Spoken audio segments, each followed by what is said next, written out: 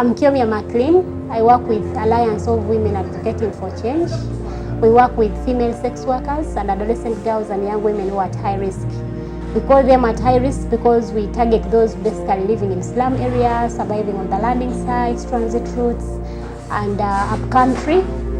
But most times that we focus are those ones who are actually not in school and probably engaging in sex work.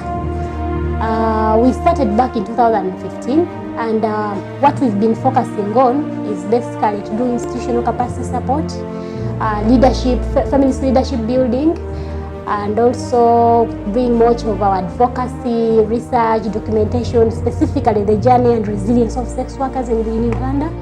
And also we focus so much into building the leadership capacity and economic empowerment of female sex workers. Under our economic empowerment projects, we are focusing on economic empowerment, both for female sex workers and also for adolescent girls and young women who are at high risk or who are engaging in sex work. And why we thought it is important, human rights alone cannot actually empower an individual without economic aspects.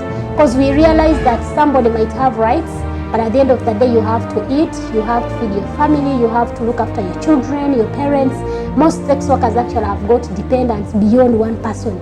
So most of our role in the community, we actually look after other people. So we thought if we actually bridge the two, economic empowerment, human rights, it will actually help a person to be completely empowered. So we reached out to IOM, International Organization for Immigrations. They had this project they were implementing supported by European Union, and holistically they accepted us and they brought us on board. We started last year, and it was our first program to actually implement. And indeed, when we started initially, we didn't dream that the project would actually make such great impact. But we are so happy when they started delivering the products for the people who qualified. It was amazing. So very many of our girls have benefited through tailoring, catering. We have those who are actually making bakery. We have those ones who are in retail shops. We have those ones who are in saloon. We have those ones in craft making. Bannaye ndi musanyufu simanyi na kumanya. Simanyi engeri gye nabagamba nti oba ndi ntya naye mpulira mu mutima wange ndi musanyufu. Neebaza IOM okwateganira network abatuwa ebintu bino kati bampadde ebintu bya saloon byonna ndi musanyufu. Ngenda asima abantu enviiri kati nfuuse ekintu kye nali ndoota nga njagala kubeera nga nsiba nviiri naye kati kituukiridde. Embeera yange yali mbi nnyo sirina nange gye nsobola kugamba kuba naye sirina kyenkola okusoma fiizi zaabula nga ndi awo naye nali ndi awo nga bankubira essimu bagamba jangu kiki oyagala okwetandikirawo ng'omuntu ne mbagamba njagala saaluuni kati neebaza Katonda kuba awatali Katonda sandifunye. Neebaza Katonda tiyasobola okuleeta ekitongole mu Uganda ne kituwa ebintu ng'ebyo kati ngenda tandika kola. Bannaye ndi musanyufu nnyo olw'okufuna ebintu bino nali sikisuubira naye abaawo basazeewo tukubirizanga mugume ebintu bijja n'okuba nga batuteekamu omulamwa. Abamu twali tetulina mirimu nga tetukola tutudde waka, abamu n'okusoma nga tetukyasoma, school fees zaabula, naye ne batuyita ab'ekitongole tubeebaza nnyo okutuyita okututeekamu omulamwa ngaffe abavubuka.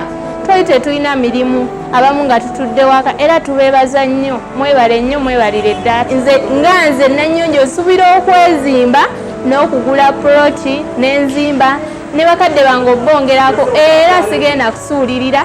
Nja kuba n'obuvunaanyizibwa mu bizinesi gye mumpadde okuteekamu amaanyi.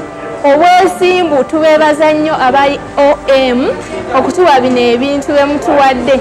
N'abawaaka twebaza nnyo Madamu Mebo atukubiriza nnyo okujja okusoma n'okufaayo ennyo, era tubeebaza nnyo. Mwebale nnyo, mwebalire ddala bamadamu mwenna obutatusuulirira. Twali tumanye ebintu tetugenda kubifuna naye ebintu tubifunye biri mu mikono gyaffe. Bannange tubeebaza nnyo. Neebaza ekitongole ekitaddemu ssente ekya IMO otuteekamu ssente otuyamba. Tubadde tetulina mirimu naye kati tufunye ekyokukola. Nsaba waaka mukya Sister Mebo mukwano gyange abalala bafiisi tweyanze nnyo maama tweyanzeege mwebala otulwanirira obulamu bwaffe. Oh my God.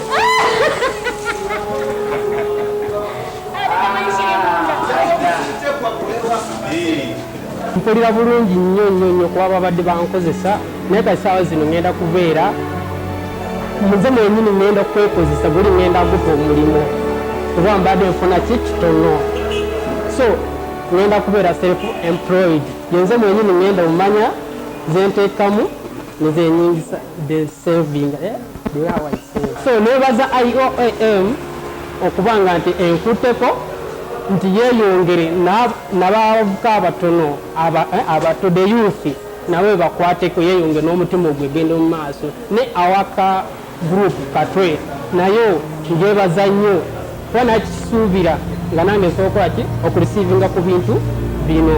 We are so happy that indeed this has really impacted very well to the girls, and we are very proud that actually they are going to do the same to inspire others, but also to be able to actually impact on other people's lives.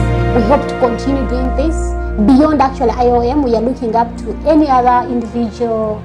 We are looking at other private sector partners like banks, like corporate business companies. And the other thing that we had also we had also thought was not unique was actually focusing on just the funding from monetary funders, and yet also equipment, items, products like what you've just seen. We still need these donations. We still need such funding. Why? Because they target an individual, and as an individual you actually inspire so many people wherever you're based.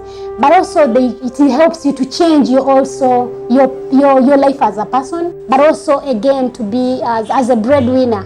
Then you're able to actually support your family because your income is a bit wide or probably beyond what you are getting.